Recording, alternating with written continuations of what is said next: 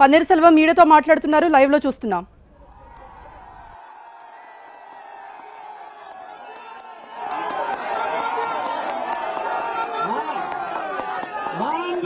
பன்னீர்செல்வம் மட்டும்தான்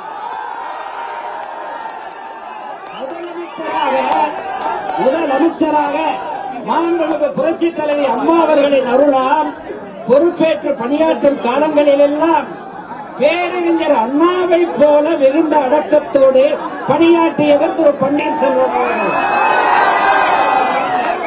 காட்சிக்கு எளியன், கவனிங்க, அண்ணவர் சொல்லுகிறார், காட்சிக்கு எளியன், கடுஞ்சொல்ல நல்லே ஒரு மன்ன நிலம், அந்த மன்னன் தான் வள்ளுவர் கூறிய இந்த மன்னன்.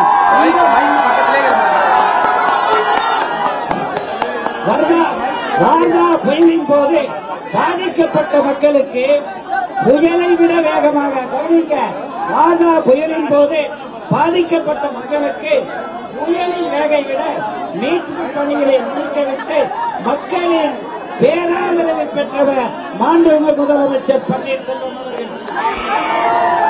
தமிழர் பண்பாட்டு வீர விளையாட்டான ஜல்லிக்கட்டு விளையாட்டை நடத்த மாணவர்களும் இளைஞர்களும் வீடு கொண்டு விடுத்த செய்தி கோரிக்கைக்கு விரைவிலே செவிமடித்து அணுவிரைவில் மைய அரசை இணங்க வைத்து அவசர சட்டம் கொண்டு வந்து ஜல்லிக்கட்டு விளையாட்டுக்கு மீண்டும் புத்துயிர் தந்த மாண்புமிகு முதல்வர் பன்னீர்செல்வம் அவர்கள் ஒட்டுமொத்த தமிழ் சமுதாயத்தினுடைய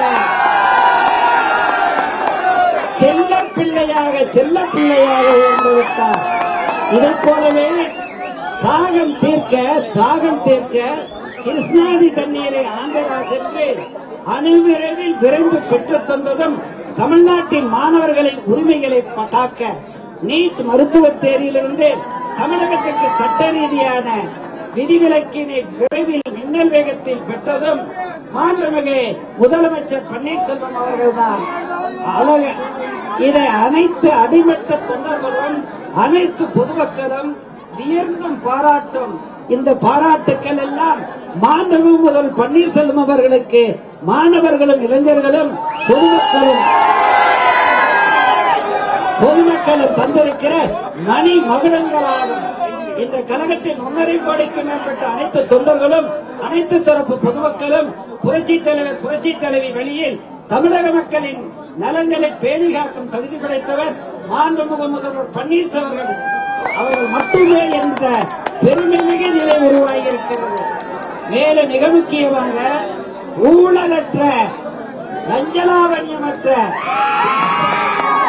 தூய்மையான நல்ல நிர்வாகத்தை மாண்புமிகு முதல்வர் பன்னீர்செல்வம் அவர்கள் நடத்துகிறார் எனும் பாராட்டுகளும் குவிந்த வண்ணம் இருக்கின்றன.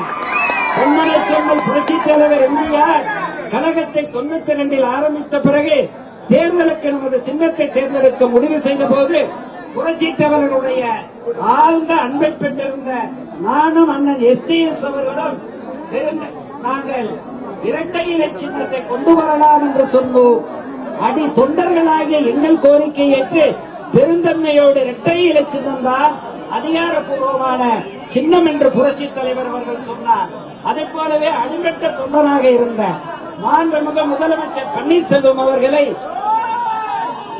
2 முறை அல்ல, மருத்துவமனையில் இருந்து கொண்டே 3வது முறையும் முதலமைச்சராக ஆக்கிய பெருந்தன்மைக்குரியவர் உத்தம தலைவி பொன்மனை செல்வி அம்மா. அத்தகைய பெருந்தன்மை மனம் படைத்த ஒருவர் கழகத்தையும் ஆட்சியையும் காத்திடம் பொறுப்பினை ஏற்க வேண்டும். இதுதான் தொண்டர்களின் விருப்பம். அந்த தலைமைதான் இந்த மன்னன் பன்னீர்செல்வம் தமிழகம் தலைநிமிர்ந்ததற்கு நமது புரட்சித் தலைவரின் இதய தெய்வம் புரட்சித் தலைவி அம்மாவின் கனவுகளும் கொள்கைகளும் நிலைநிறுத்த நமது மாண்புமிகு முதலமைச்சர் பன்னீர்செல்வம் அவர்களின் செயல்பாடுகளுக்கு முற்றிலும் உறுதுணையாக இருந்து 1.5 கோடி தொண்டர்களுக்கும் தமிழர்களுக்கும் நன்மை அடையும் வகையில் அனைவரும் செயல்பட வேண்டும் என்று தாழ்வணிந்து பணிவோடு வேண்டி கேட்டுக் கொள்கிறேன்.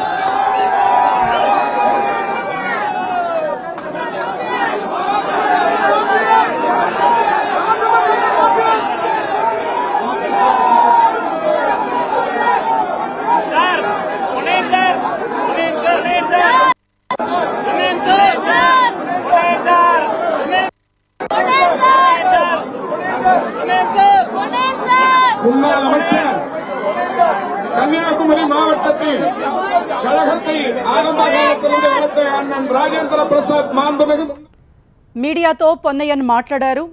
అమ్మ రాజకీయ బాధ్యతలను పన్నీర్ సెల్వంకు అప్పగించింది.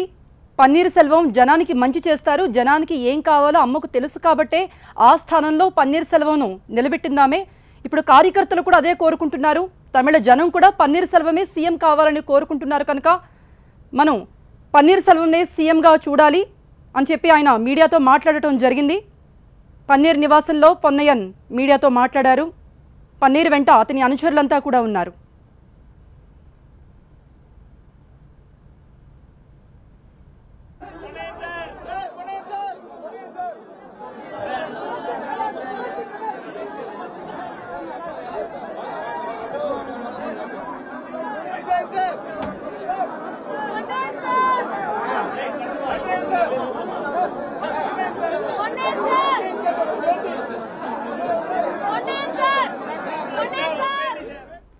పన్నీర్ నివాసంలో పొన్నయ్యన్ మీడియాతో మాట్లాడారు. పన్నీర్ సెల్వంను సీఎంగా నిలబెట్టారు జయలలిత అంటే జనానికి ఏం కావాలో ఏది మంచిదో జయలలిత నిర్ణయం తీసుకున్నారు కనుకే పన్నీర్ సెల్వంకు ఆ స్థానం అప్పగించారు. ఇప్పుడు అమ్మ లేనప్పుడు కూడా అది గౌరవించాల్సిన బాధ్యత మనందరిపైన ఉంది. కార్యకర్తలు కూడా ఇదే కోరుకుంటున్నారు. తమిళ జనం కూడా పన్నీర్ సెల్వంనే సీఎంగా చూడాలనుకుంటున్నారు కనుక పన్నీర్ సెల్వమే సీఎం కావాలి అంటూ కూడా ఆయన మీడియాతో మాట్లాడటం జరిగింది.